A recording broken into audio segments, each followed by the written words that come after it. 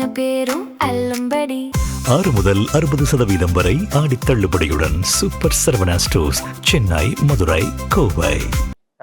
வணக்கம். நம்முடன் ஐயா அரவிந்த் சரவணன் சார். வணக்கம் சார். அகில இந்திய லெவலில் இந்த காங்கிரஸ் ஜனதா பார்ட்டி நீட்டுக்கு எதிரான போராட்டம் பயங்கரமா போயிட்டு இருக்கு. தமிழ்நாட்டிலயும் போயிட்டு இருக்கு. எப்படி பாக்குறீங்க இந்த போராட்டத்தை எல்லாம்? நீட் டெட் இஷ்யூ, நான் இஷ்யூ அப்படிதான் தெரியுது. ஏன்னா அர்னாப் சொல்லும்போது அந்த நீட் எக்ஸாமே எழுதி முடிச்சாச்சு. அவங்க எல்லாம் மறுபடியும் எதுக்கு போராடிட்டு இருக்காங்கன்னு தெரியல. ஒரு இஷ்யூவே இல்லை. அது காங்கிரஸ் கொண்டு வந்தான், அது சுப்ரீம் கோர்ட் அதை என்டால்ஸ் பண்ணி அதை பண்ணுன்னா பிஜேபி அதை மீண்டும் ஸ்ட்ரெங்தன் பண்ணியாச்சு. எல்லா ஸ்டேட்டுகள்லேயும் அது நடக்குது. செல்லா மட்டும் கொஞ்சம் தமிழ்நாடு சென்ட்ரிக்காக ஒரு வருஷம் ஏதோ இது பண்ணி வச்சுருந்தாங்க. அதுக்கப்புறம் தமிழ்நாட்டுக்குள்ளேயும் தமிழ்நாடும் அந்த இதுக்குள்ளே சேர்ந்து தான் எழுதுகிறாங்க. எல்லாருமே அதை எழுதுறாங்கன்னு சொல்லும்போது எடப்பாடி அந்த நீட்டோட தாக்கத்துக்காக 7.5 கொடுத்தாப்புல. நீங்கள் நீட்டு அபாலிஷ் பண்ண முடியாதுன்னா 7.5 8.5 கொடுங்க, அவ்வளவுதான். வேற இதில் ஒன்றும் செய்கிறதுக்கு இல்லை. சில இதுகளில் அதை எக்ஸிக்யூட் பண்ணதில் ப்ரொசீஜர் ரெகுலாரிட்டி இருந்ததுன்னா அதுகளை கொஞ்சம் மாடிஃபை பண்ணலாம். Overall NEET will stay. நான் பல முறை சொல்லிட்டேன், எத்தனை வருஷம் சொல்லியிருக்கிறேன். NEET will stay, NEET will here will be a permanent ஃபியூச்சர்ங்கிறத நான் பலமுறை சொல்லிட்டேன். இப்போ நான் சொல்கிறேன், நீட் இங்கே பெர்மனன்ட் ஃபியூச்சர் தான். இதை தாண்டி இன்னொரு ஆல் இண்டியா ஒரு எக்ஸாம் மெத்தடாலஜி இதை விட ஸ்ட்ரென்தனாக வர்றது வர நீட்டு தான். இதில் என்னன்னா, இப்போ கட்சிகளின் நிலைப்பாடு காங்கிரஸ் கட்சி அந்த போராட்டம் நடத்துகிற அந்த வாங்கிச்சுன்றவரே அவர் போராட்டத்தை வாபஸ் பண்ணினாங்க. ஆனால் காங்கிரஸ் கட்சி நீங்கள் ரொம்ப அக்ரெசிவாக போராட்ட, ராகுல் காந்தியே போராட்ட காலத்தில் இறங்கி அவரை கைது பண்ணுற மாதிரிலாம் இருக்கு. இதனால பிஜேபிக்கு ஒரு நெருக்கடி கொடுக்கும். என்ன நினைத்து பிரதமரே நள்ளிரவில் ஒரு வீடியோ ரிலீஸ் பண்ணியிருக்காரு. நான் கேபினட் மீட்டிங்ல பேசுறேன். ராகுல் காந்தி ஒரு விதத்துல தலையிட்டா மோடி அதுக்கு அட்ரஸ் பண்ணுவார்னா இல்லைன்னு சொல்ல வரல. ராகுல் காந்தியால பெரிய அளவுல தாக்கத்தை ஏற்படுத்திட முடியாதுங்கிறது தெரிஞ்சாலும் கூட அதை உதாசீனப்படுத்தாண்டாம், ஜஸ்ட் லைக் தட் அதை இது பண்ணாண்டாம். ஒரு குறிப்பிடத்தக்க விழுக்காடு வாக்கு சில கவர்மெண்ட் எல்லாம் கொண்ட ஒரு கட்சிக்கு ஒரு அடையாளம். ஸோ அவரை சொல்ல போனா தூரத்துல இருந்தாலும் மோடிக்கு அடுத்தபடியான ஒரு தலைவராக இருக்குது ராகுல் காந்தி தான். ஸோ அவரை அட்ரஸ் பண்ணுவோன்னு தான் மோடி நினைப்பார். அதனாலதான் அந்த ஆரம்ப கட்டத்திலே இண்டஸ்ட்ரியல்ஸ்க்காக ஜாப் கிரியேஷனுக்காக லேண்ட் அக்விசிஷன் போகும்போது விவசாயிகள் அதை எதிர்க்கிற பட்சத்தில் ராகுல் காந்தி விவசாயியோட சேர்ந்துட்டார். ஆக்சுவலாக லிபரலைசேஷன், குளோபலைசேஷன், ப்ரைவேட்டைசேஷனுங்கிறது காங்கிரஸ் தான். நரசிம்மராவ் அவரோடுங்க அவர் நல்ல மனிதர், நல்ல ஒரு திறமையான ஒரு இது. ஓகே, அவங்க அதெல்லாம் மறந்துக்கிட்டு ஆன்டி இண்டஸ்ட்ரியாட்டு அவங்க பண்ணும்போது வேலைவாய்ப்புக்காக மோடி நினைச்சு வந்த திட்டம் விவசாயிகளோட சேர்ந்த ராகுல் இது பண்ணும்போது அதை டெஃபர் பண்ணிட்டார். ஸோ ராகுலுக்கு மதிப்பே கொடுக்க மாட்டாரு, உதாசீனப்படுத்துவார்லாம் இல்லை. பட் இந்த இடம் அங்க நடந்த விவசாய போராட்டத்துல முகம் கிடையாது. இங்க நடக்கக்கூடிய சிஜேபி பொலிட்டிக்கல் பார்ட்டி அதுக்கு முகம் இருக்கு. அதுல வயசு பிரச்சனை இருந்ததுன்னா அரவிந்த் கெஜ்ரிவாலோ அந்த மாதிரிப்பட்ட ஒருத்தரும் அதுக்கு முகமா வருவார். அரவிந்த் கெஜ்ரிவாலே காங்கிரஸ் டெல்லியில காலி பண்ணிட்டாரு, பஞ்சாப்ல காலி பண்ணிட்டாரு. தென் யோகேந்திர யாதவ முன்னிறுத்தினா ஹரியானாலையும் காலி பண்ணியிருக்கலாம். அவருக்கும் யோகேந்திர யாதவுக்குள்ள பிரச்சனை இல்லை, ஹரியானாவில் காலி பண்ணாம போயிட்டு குஜராத்தில் காங்கிரஸ் வராம பார்த்துக்கிட்டாரு. இந்த சிஜேபியும் கொஞ்சம் ஸ்டேட்டுகள்ல காங்கிரஸை இன்னும் பலகீனப்படுத்திடும். இல்லை, இதுல என்னன்னா, இப்போ காங்கிரஸ் வைக்கிற கோரிக்கையை தர்மேந்திர பிரதானோட ராஜினாமா பிஜேபி பண்ணுவாங்களா? எப்படிங்க நீங்க எத்தனை ஸ்டேட்ல டிஎன்பிசி ஊழல், அதாவது அந்த டிஎன்பிசின்னா அந்த மாதிரி கேரள பப்ளிக் சர்வீஸ் கமிஷன் கேபிசிசியா அதுக்கு தக்கன இருக்கும். எத்தனை ஸ்டேட்ல எவ்வளவு ஊழல், எவ்வளவு பேப்பர் லீக், அதுக்கெல்லாம் எந்த ரெஸ்பான்சிபிள் மினிஸ்டர் ரிசைன் பண்ணியிருக்கிறாங்க. ஒரு பேப்பர் லீக்குங்கிறது அதிகாரிகள் வட்டத்துல உள்ளது. அதுக்கெல்லாம் மந்திரி ரிசைன் பண்ணணும்னு சொன்னா எந்த மந்திரி பேப்பர் லீக்குக்கு ரிசைன் பண்ணியிருக்கிறான்? ஆனா இது ஒரு மோடிக்கு ஒரு நெருக்கடி கொடுக்குற மாதிரி தெரியுது. எல்லாரும் தர்மேந்திர பிரதான ரிசைன் பண்ணுவீங்கன்னு மோடி நெருக்கடிக்கு அடி நினைக்கிறீங்களா? இல்ல, நெருக்கடி அரசியலுக்குள்ள இருக்கத்தான் செய்யும். தொடர் வெற்றியில இருக்கிறாரு அவரு. வெஸ்ட் பெங்காலில் பெரிய வெற்றியை பெற்றுட்டாரு, அஸ்ஸாமில் பெற்றுட்டாரு, பாண்டிச்சேரியில் பெற்றுட்டாரு. ஸோ தமிழ்நாட்டில் கூட அண்ணாமலை தலைவராக இருந்து அந்த எலெக்ஷன் நடந்திருக்கும்னா முடிவுகளை வேற மாதிரி இருந்திருக்கும். ஸோ ஒரு பெரிய வெற்றியை பெற்று குறிப்பாக பங்காளை தட்டி தூக்கணும் பிறகு மோடியை மக்கள் மத்தியில் ஒன்றும் பண்ண முடியாதுன்னு நினைக்கக்கூடிய சக்திகள் இந்த மாதிரிப்பட்ட இதை தொடரத்தானே செய்வாங்க. அது இயல்பு தானே. அதனால மோடிக்கு என்ன லாபம் வந்துட போகுது. இவங்க உருவம் எடுத்தாங்கன்னா ராகுல் தான் நஷ்டப்படுவார். இப்போ ராகுல் மோடிக்கு பிடிஎம்னாங்க இவங்களை, இப்போ அதை பற்றி கண்டுக்காம இருந்தாப்புல.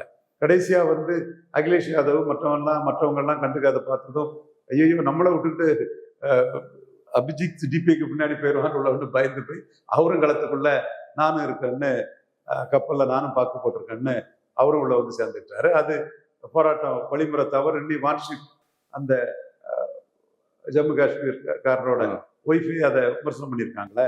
காங்கிரஸ் போராட்டம் நேர்மையற்று சொல்லியிருக்காங்க. பட் இது நம்ம அரசியல் புரிதல் இல்லாம பார்க்குறவங்களுக்கு ஒரு துறையில் தவறு நடந்திருக்கு.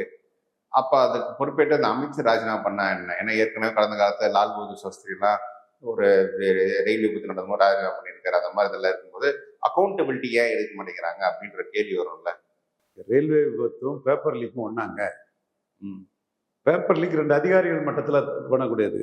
அது காரணமானவங்க மேல விசாரணை போட்டு அவனோட சட்டத்தின் முன் நிறுத்தி தண்டிக்கணும். அதுதான் இதுக்கு அதுதான் மினிஸ்டருக்கு வேலையை தவிர அவர் ரிசைன் பண்ணிட்டு போறது வேலை இல்லை. இன்னொரு பேப்பர் லீக்கை சக்சஸ்ஃபுல்லா பண்ணாலே ஒரு மந்திரியை ரிசைன் பண்ண வச்சிடலாங்க. சரி, இப்போ இது ஒட்டி அரசியலுக்கு வருவோம். காங்கிரஸ் முன்னெடுக்கும் போராட்டத்தில் எந்த அளவுக்கு மற்ற எதிர்கட்சிகள் அவர் நிற்குதுன்ற திமுக பட்டும்படாம போயிட்டு இருக்காங்க. பட்டும்படாம இல்லை, திமுக காங்கிரஸுக்கு எதிராக தான் இருக்காங்க. திமுக தமிழ்நாட்டில் எடுக்கக்கூடிய இஷ்யூவே மேகதாது இஷ்யூ. மேகதாது இஷ்யூல கர்நாடகா காங்கிரஸ் பில்லனை வச்சு அடிக்கிறாங்க. அதுதான் ரொம்ப ஸ்ட்ராங்கா எடுக்கிறாங்க. மற்ற இஷ்யூ சூழ்நிலைக்கு தக்கன இஷ்யூ பேஸ்டா முடிவு எடுத்துக்கிடுங்க, மேகதாது அடிச்சு நொறிக்கிறங்க காங்கிரஸ்காரனை வில்லனா காட்டியிருக்கங்கிறது தான் ஸ்டாலினுக்கு எதா இருக்குது. அறிக்கைகளும் அதுகளும் விஜயும் மேகதாது மையமா வச்சுதான் விஜயை காண பண்றாப்புல. ஸோ காங்கிரஸ் தான் விஜய் அரசு அமைச்சாங்க. ஸ்டாலினுக்கு துரோகம் பண்ணிட்டு 27 நின்று 22 தோத்து போன ஒரு கட்சி ஸ்டாலின் முதல்வர்னே 5 சீட்டு ஜெயித்து அதை வச்சு விஜய்க்கு ஒரு ஆதரவு வளையத்தை கொடுத்து அரசு அமைச்சிருந்த போது அந்த கட்சிக்கு மைனஸ் மையமா வச்சு ஸ்டாலின் விஜய எதிர்கொள்றாரு. மற்ற இஷ்யூவோட கர்நாடகா மேகதாது இஷ்யூ எதிர்கொள்றாருன்னா காங்கிரஸை ஒரு மக்களவை தேர்தலில் எப்போ வந்தாலும் காலி பண்ணிடணும். டெல்டா விவசாயிகள் பகுதியிலாம் இவன் தான் இல்லை, இவன் தான் துரோகிங்கிறதுல காங்கிரஸ் அடிச்சுதான் ஸ்டாலின் பண்றாரு. இன்னும் அதைத்தான் திராவிட முன்னேற்ற கழகம் செய்வாங்க. எடப்பாடியும் காங்கிரஸை அடிச்சு விளையாட ஆரம்பிச்சுட்டாரு. ஒரு வேளையில மாணிக் தாகூருக்கு பதிலாக அந்த கார்ஸ் ட்ரேடிங் தப்புன்னு சொன்ன ஜோதிமணியை போட்டிருந்தாப்புல. ஆனால் அவர் கொஞ்சம் சாஃப்டா இருப்பாரு. அவங்க கொஞ்சம் ஸ்ட்ராங்கா சொன்னாரு. மாணிக் தாகூர் ஜாலரா அடிச்சாரு. இந்த அம்மையார் பாஜகவுக்கு கார்ஸ் ட்ரேடிங் தப்பு, விஜய்க்கு கார்ஸ் ட்ரேடிங் தப்புன்னு ஸ்ட்ராங்கா பேசினாங்க. ராகுல் காந்தி விஜய்க்கு எதிராக பேசுறது பிடிக்கல. விஜய் காலவாரி விட்டுட்டாருன்னா எல்லாமே இதா போயிரும்னு ராகுலுக்கு விஜய் தேவை. ஸோ அவரு ராகுலை திருப்திப்படுத்துறதுக்கு மாணிக் தாகூரையே கார்ஸ் ட்ரேடிங்கை பற்றி பேசாம எவ்வித சார்ந்த அரசியலும் பண்ணாத மாணிக் தாகூர் நியாயத்தை பேசின ஜோதிமணியோட பெற்றன்ட்டாப்ல. ஸோ அந்த இடத்துக்குள்ள எடப்பாடிக்கும் புரிஞ்சு போச்சு இது விஜய்க்காக போட்டப்பட்ட தலைமைன்னு. ஸ்டாலினுக்கு முதல்ல குத்திட்டு போயிருக்கிறாங்க. தோத்து போனவங்க 2 மந்திரி ஆயிருக்காங்க. ஸோ 2 பேருமே காங்கிரஸுக்கு எதிராக தான் இருக்கிறாங்க. சீமான் கூட விஜயை பற்றிய விமர்சனங்கள் ஒரு 4 மாசம் கழிச்சு காங்கிரஸை மையமா வச்சு அடிக்கிறதான் அவரும் முடிவு பண்ணியிருக்கதாட்டு தகவல் வருது. இல்ல இப்ப என்னன்னா, இப்போ இந்த போராட்டத்துல திமுக ஆன்டி காங்கிரஸ் ஸ்டாண்ட் எடுக்கிறாங்க. பட் நீட் அவங்களோட கோர் இஷ்யூ.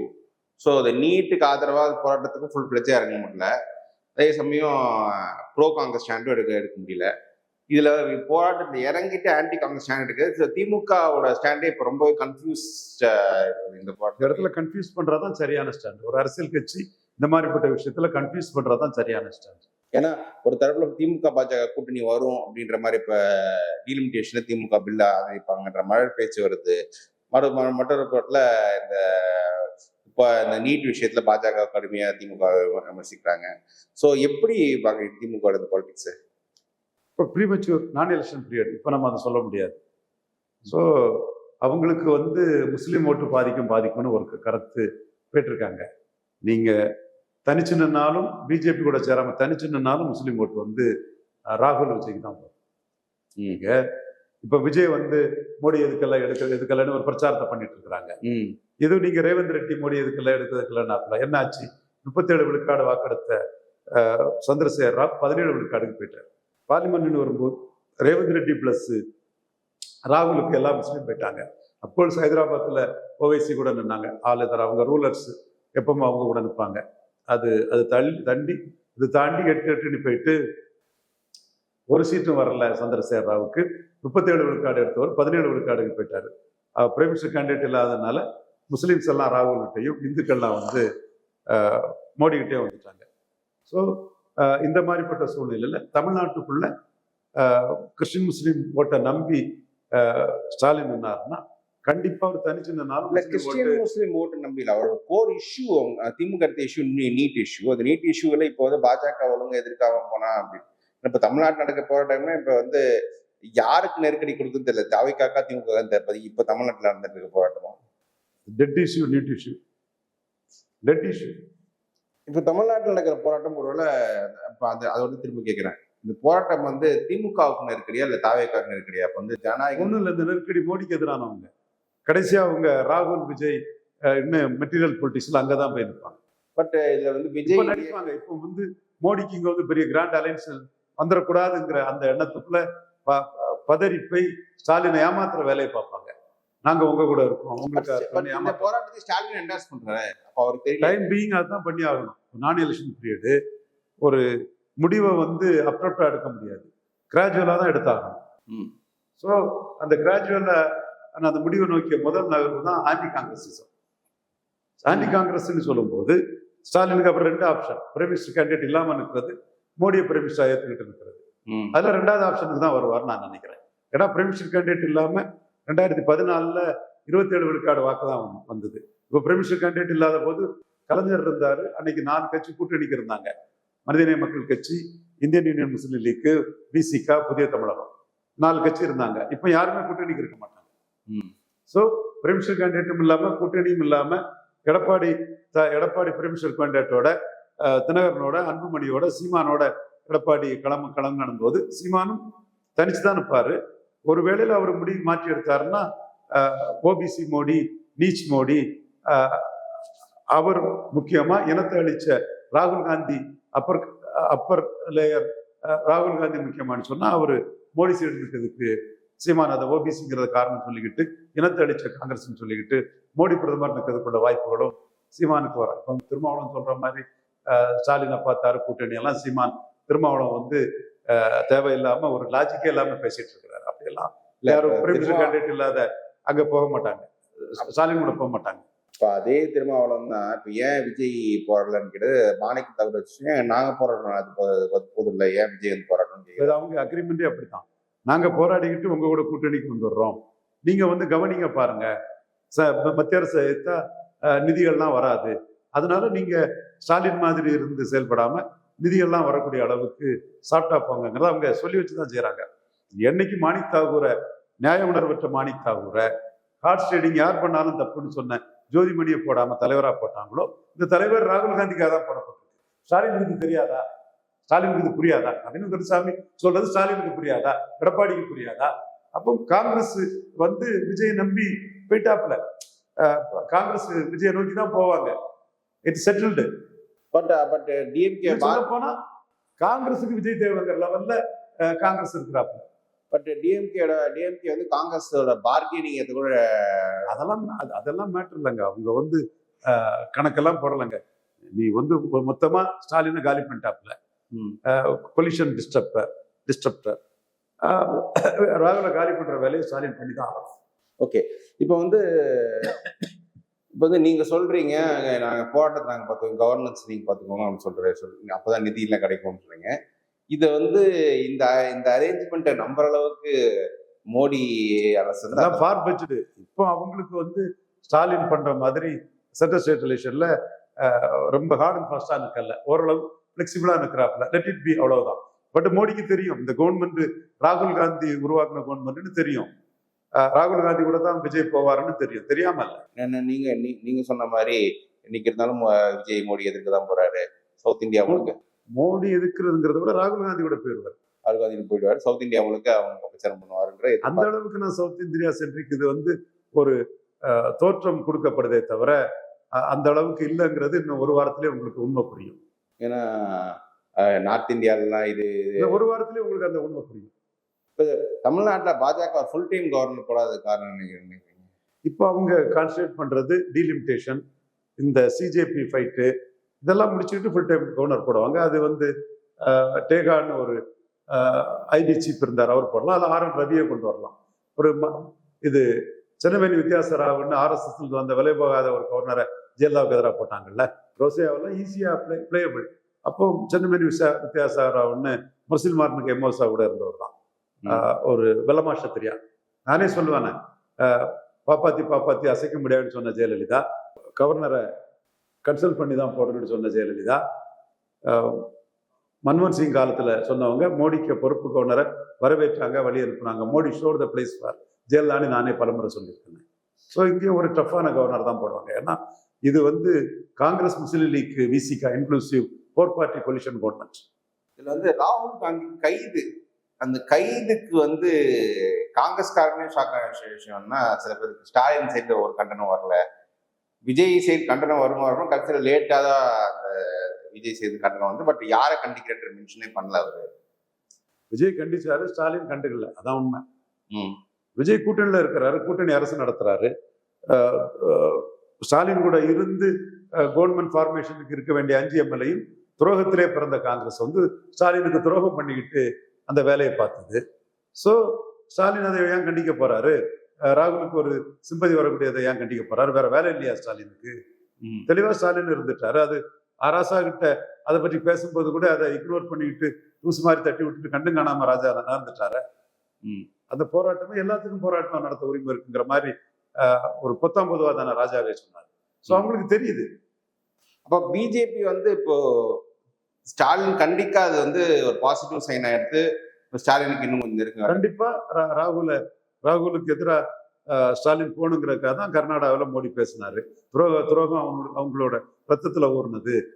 திமுக பலமுறை முதுகுல குத்து வாங்கி ஏமாந்துட்டுன்னு திமுகவுக்கு பாசிட்டிவ் ஆட்டம், காங்கிரஸுக்கு துரோகத்தையும் பற்றி கர்நாடகாவில் பேசினாரு.